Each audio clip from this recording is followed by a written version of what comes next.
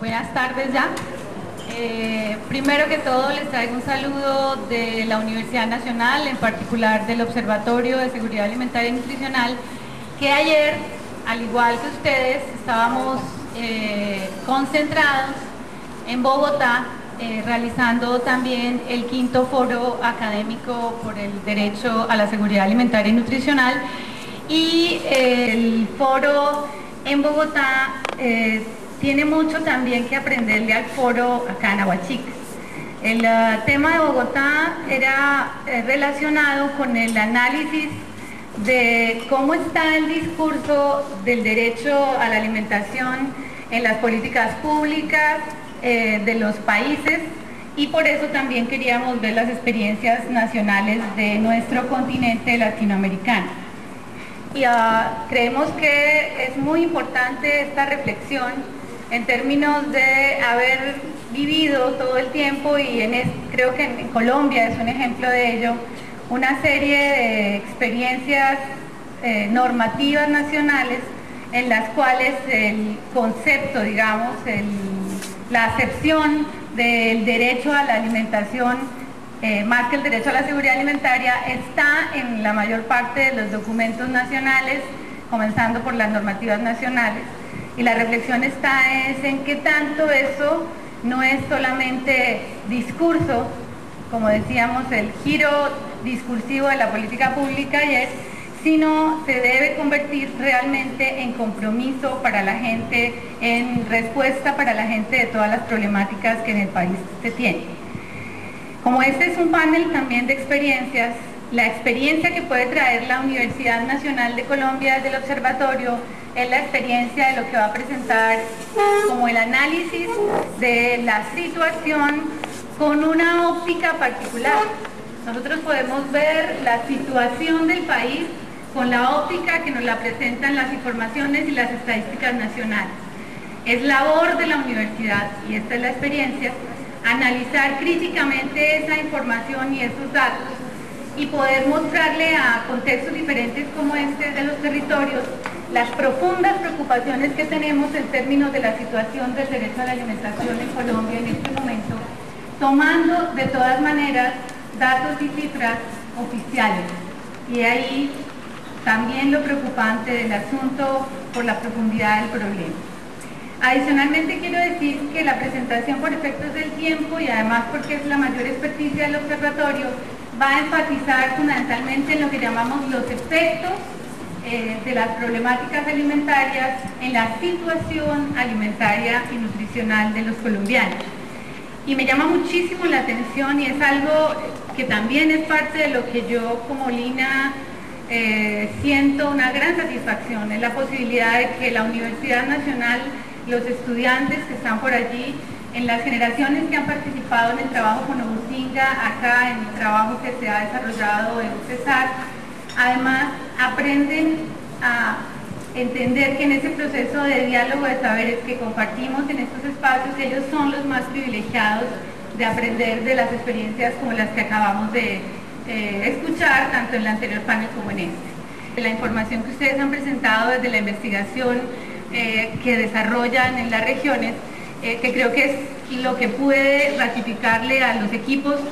y al desarrollo del trabajo que están haciendo, que están por un muy buen camino, y que es muy interesante todo este rigor que desde la experiencia le están colocando a la información que están haciendo que sea la base de todas las propuestas que estamos mostrando, que ustedes están mostrando hoy. Por eso, la siguiente. El análisis del cumplimiento del derecho a la alimentación me parecía un espacio, un tema muy pertinente para el trabajo de hoy, y queríamos desde el observatorio compartir unos análisis que estamos desarrollando en la siguiente, en términos del análisis de los resultados de la encuesta de situación nutricional versus la propuesta de política nacional en el enfoque que llamamos el análisis desde el enfoque de derechos. Quisiera presentar un contenido muy rápido, voy a ser muy breve porque creo que muy importante es la reacción que se tiene en las propuestas que se hacen desde los paneles, en tres puntos grandes. Uno, como recordar cuando estamos hablando de derechos humanos y políticas públicas, esos elementos para qué los podemos utilizar en el análisis claro de aspectos concretos como los que estamos trabajando hoy. el análisis de la política desde las obligaciones del Estado y los desafíos de política. Y en todo ese proceso también encuentro estoy haciendo un poco de comentarista, no lo puedo evitar, es parte de la formación como profesora, de la cantidad de propuestas interesantes que hemos escuchado de los equipos que tienen muchas pistas concretas para dar una especie de reacción a lo que el planteamiento del que parto en esta presentación nos tiene profundamente inquietos en el observatorio. Es la falta de propuestas concretas por parte del Estado y de las instancias decisorias en términos de los graves problemas nutricionales. Es cada vez más importante estos espacios donde las apuestas y las alternativas surgen de los contextos particulares. Lo segundo es entender que la política pública es lo que ocurre, no lo que se dice en la legislación. Y esa es una reflexión que yo creo que cuadros técnicos importantes, nuevos, que nos acompañan hoy, esas miradas jóvenes de cómo hacer de otra manera las acciones de política pública son las que necesitamos de grandes aliados en esos escenarios de toma de decisiones nacionales y regionales. Entender esto, que la política pública está repleta de una serie de normativas. Estábamos haciendo en el observatorio una revisión de la cantidad de normativas desde la misma Constitución Política de Colombia, de todas las leyes, desde revisiones históricas, desde la Constitución Política, las leyes recientes, el COMPE 113, la Política Nacional de Salud Pública, una serie de reglamentaciones, la Ley de Obesidad, las nuevas normativas, donde hay una serie de planteamientos que permiten leer que está normado de alguna manera,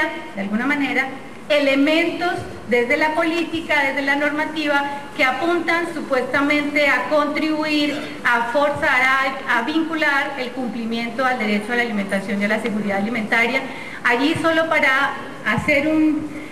barrido grande desde las perspectivas muy específicas frente a políticas como la Política Nacional de Lactancia, el tema de las leyes de seguridad específica, los COMPES que se trabajan para el cumplimiento de los objetivos de desarrollo del milenio. Estamos mirando que hay una serie de marco normativo relacionado con el derecho a la alimentación y la seguridad alimentaria en un país que además hace gala de una cantidad de normativa y además es uno de los firmantes o firmones más fuertes de la mayor parte de los compromisos internacionales para cumplir el derecho a la alimentación o el derecho o la seguridad alimentaria y nutricional a nivel internacional. Pero ¿qué es lo que encontramos frente a esa mirada donde cada vez más se incorpora en los discursos nacionales y normativos eso que llaman el reconocimiento de los titulares de derechos, del derecho, por ejemplo, a la alimentación? Hay un desarrollo importante, hay toda una intención, seguramente buena, importante, de desarrollar acciones para dar cumplimiento en un Estado de Derecho a los derechos de aquellos titulares del derecho, por ejemplo, a la seguridad alimentaria y nutricional. ¿Qué encontramos que es en este momento un proceso de cooptación que tenemos que tener claridad de cómo se debe manejar y tomar distancia para empezar desde las bases a exigir, en cambio, la acción y el desarrollo de lo que denominamos el actual, real y concreto de los titulares de obligaciones? Los titulares de obligaciones entendidos como la institucionalidad estatal del gobierno que tiene la obligación y la responsabilidad de darle cumplimiento al derecho, en este caso al derecho a la alimentación, que tiene que ver con obligaciones que están cursados por la obligación de respetar, la obligación de proteger, la obligación de satisfacer. La primera, que debe privar, el gobierno, por ejemplo, no debe privar arbitrariamente a las personas del derecho a la alimentación o dificultar el acceso a los alimentos, y vemos que hay muchas circunstancias que hoy vivimos que se da, que hay necesidad de evidenciarlo. La obligación de proteger, que significa que el gobierno debe promulgar leyes para evitar que personas o organizaciones poderosas conculquen el derecho a la alimentación, y encontramos como vemos varios de los ejemplos donde no hay ninguna reacción a una serie de iniciativas, por ejemplo la de los cultivos masivos agroindustriales que están afectando significativamente las condiciones de cumplimiento del derecho a la alimentación en las poblaciones. la obligación de satisfacer, que dice que el gobierno debe adoptar medidas positivas para individualizar los grupos vulnerables y aplicar políticas para velar porque tengan acceso a una alimentación suficiente. Eso en diferentes situaciones estamos viendo que no es así, y en este momento, hoy, tenemos a flor de la información reciente lo sucedido en Puerto Gaitán con los niños, tres casos de niños indígenas muertos por inanición en el municipio de este país que recibe mayor cantidad de recursos por regalías. Sale en semana todo el cubrimiento de esa situación y no se ve una reacción clara del gobierno de obligarse a satisfacer, a proteger y a respetar el derecho a la alimentación. Sistemáticamente estamos observando que los titulares de obligaciones se han quedado en un ejercicio interesante de cooptar el discurso, de empezar a reconocer de manera superficial ese derecho de los titulares del derecho a la alimentación, pero el titular de las obligaciones no está asumiendo las acciones y las dinámicas de respuesta real a las problemáticas tan importantes que se están sintiendo. Cuando nosotros vemos que el gobierno, el Estado da un parte importante de avance en términos del derecho a la alimentación, y sabemos que es así, que hay una serie de desarrollos importantes, cuando por ejemplo la encuesta nacional de situación nutricional en los análisis muestra que hay una mejoría, entre comillas, significativa de las situaciones de desnutrición, por ejemplo, aguda, que tiende a erradicarse, y crónica. Pero esas cifras, como se publicaron inicialmente, son cifras nacionales agregadas. Pero al igual que lo que ustedes están mostrando a nivel del detalle de las cifras cuando se desagregan, encontramos que los problemas son enormes y que los promedios en los cuales se basa la toma de decisión nacional no se compadecen con las problemáticas específicas de las regiones y los territorios. Yo insisto, siempre lo digo cuando intervengo, que hay una serie de cuadros técnicos en las instituciones públicas que están haciendo bien la tarea. Hay una serie de profesionales comprometidos con los problemas que dan inclusive la información correcta, y son escenarios otros de toma de decisiones donde esas perspectivas técnicas no se tienen en cuenta, inclusive en la difusión y en la visibilización de los datos no se da la información desagregada, sino la información de promedio que efectivamente en apariencia está diciendo que el país va para una mejoría significativa de sus problemas de seguridad alimentaria y nutricional.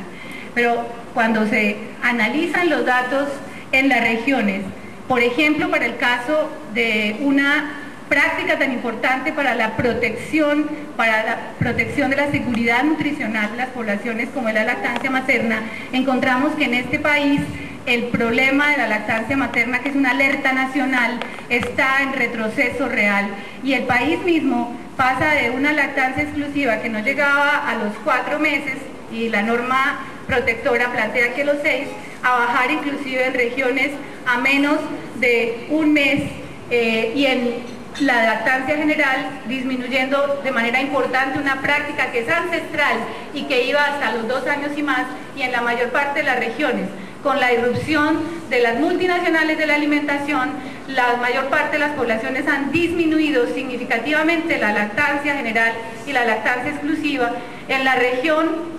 yo le voy a pedir a don José que me preste su señalador, en la región atlántica es muy importante ver que esta es la zona de Cesar. Es muy importante ver que es una de las regiones donde, miren, 0.8 meses de lactancia exclusiva, cuando ancestralmente nuestras mujeres daban 6 meses y más. Es esto el caso, por ejemplo, de la lactancia exclusiva. Pero miren la prevalencia de anemia en niños, que acá muy bien en las presentaciones que hemos visto, alternativas de intervención diferencial, como por ejemplo la presión de las regiones hacia el Instituto Colombiano de Bienestar Familiar para que hiciera una minuta diferencial, por fin, cuando hace muchos años se decía que no podía ser una minuta unificada para todo el país, porque el país, en el discurso inclusive de la dirección del ICBF, es mega diverso. Hasta ahora se aceptó la minuta diferencial, pero todavía hace mucha falta el análisis diferencial, analizando poblaciones específicas que tienen problemáticas todavía más grandes, aún si diferenciamos por regiones. Cuando hacemos análisis por poblaciones indígenas, afrodescendientes y otros grupos étnicos diferenciados, encontramos como, miren, las azules, quienes aportan en este país la mayor parte de los problemas de anemias por deficiencia de hierro. No es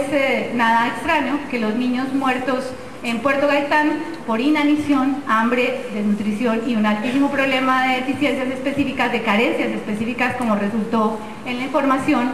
en el análisis, encontramos que tenían un alto déficit de hierro, y los afrodescendientes, las negritudes, que son los rojos, también están con promedios muy por encima del promedio nacional, como vieron ustedes, que está bajando a 21.3.